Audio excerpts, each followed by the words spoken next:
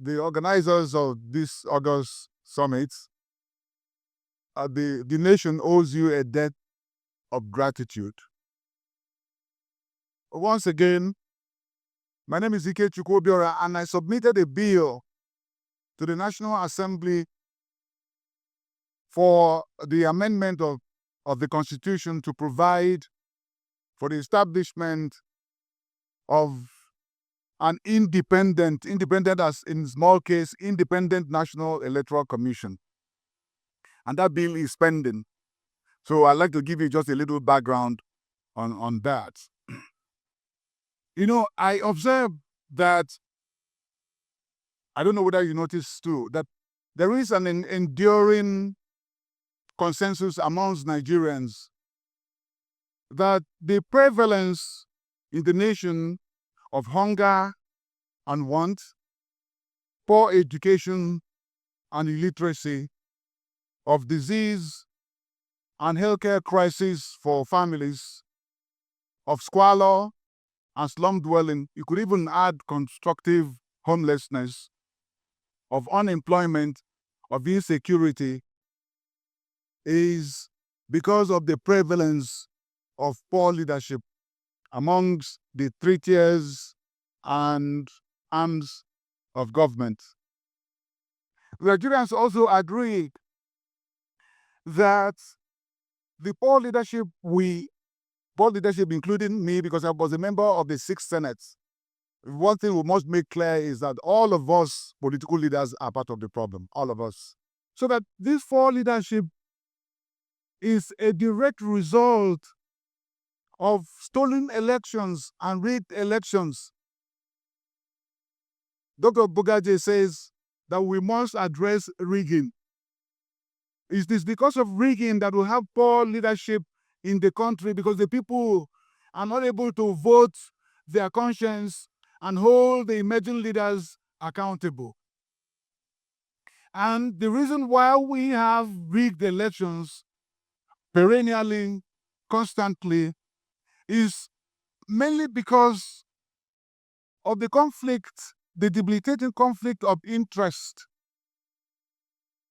inherent in the appointment of electoral officers and electoral bodies by the president and the governors, appointing these people who conduct elections in the same elections in which the president who's appointing will contest, either the president or the governor or their political parties.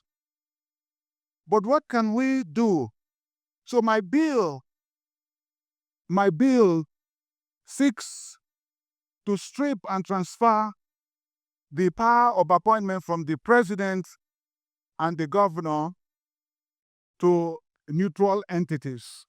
Specifically speaking, my bill seeks to create a new INEC that is composed by 13 commissioners, 6 of whom would be appointed by 6 Nigerian labor and professional organizations, and 6 will be nominated by the United Nations, and then 1 nominated by Transparency International. Now, Dr. Bugaje, you are right. We cannot continue to do the same thing over and over again and expect a different result. We can't. And I took the liberty of stating that the 6 Nigerian labor and professional organizations that would elect 6 Nigerian commissioners will be Academic Staff Union of Nigerian Polytechnic, Academic Staff Union of Nigerian Universities, the Institute of Chartered Accountants, Nigeria Bar Association, Nigeria Medical Association, and Nigeria Union of Journalists. Of course, these nominations will still go to the Senate, to the National Assembly for confirmation. But any rejection of any of the commissioners will require a 2/3 majority vote concurrently passed by the Senate and House of Representatives, voting in person and by secret ballot, so that there's no way from 1960 to date we've been battling with rigging and rigging and rigging and rigging. We need to do something different. Well, I'm standing today because of the fact of how bold the proposal is. A lot of people feel a little unease. So the frequently asked question is it not an infringement of our sovereignty for the United Nations to participate or be involved in our elections?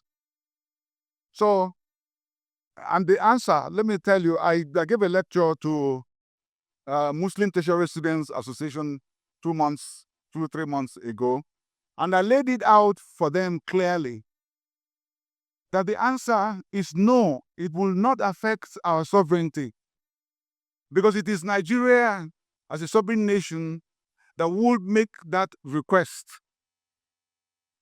It's Nigeria as a matter of fact, United Nations under Article 2.7 of their charter is prohibited from meddling in the internal affairs of member nations.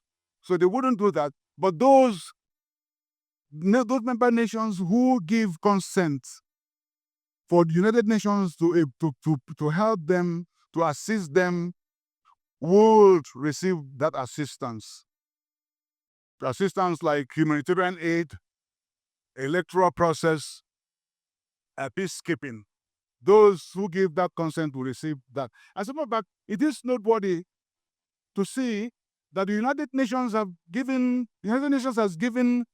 electoral assistance to over 100 member nations from 1992 to date. As a matter of fact, the Cambodian election of the 1992 to 1993 was organized exclusively by the United Nations.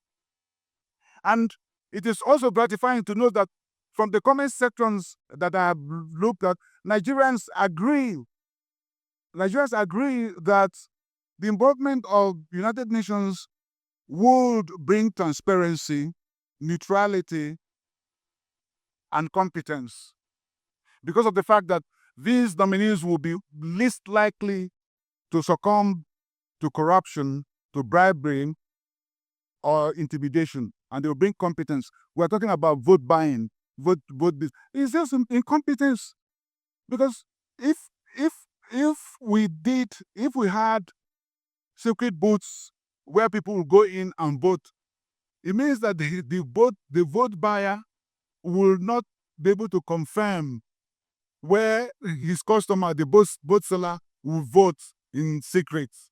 So that solves it. But simple tasks will have the problem. And I should take this opportunity to address the so-called sovereignty. Nigeria today, as we see, is only merely technically a sovereign state.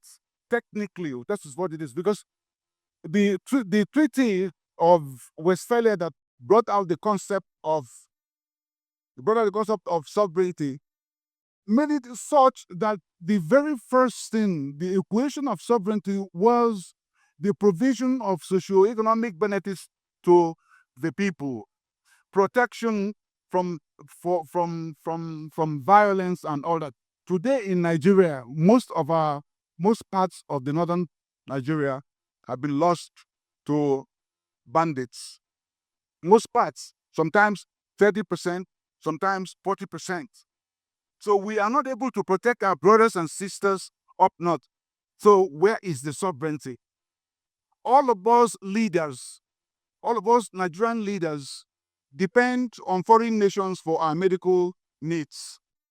So ask yourself, where you see a president of Nigeria, lying unconscious on a surgical bed in foreign land, surrounded by foreign doctors, is that sovereignty? Is that sovereignty? Okay, so we can't feed our people. The people in Nigeria today facing food insecurity are almost 70%.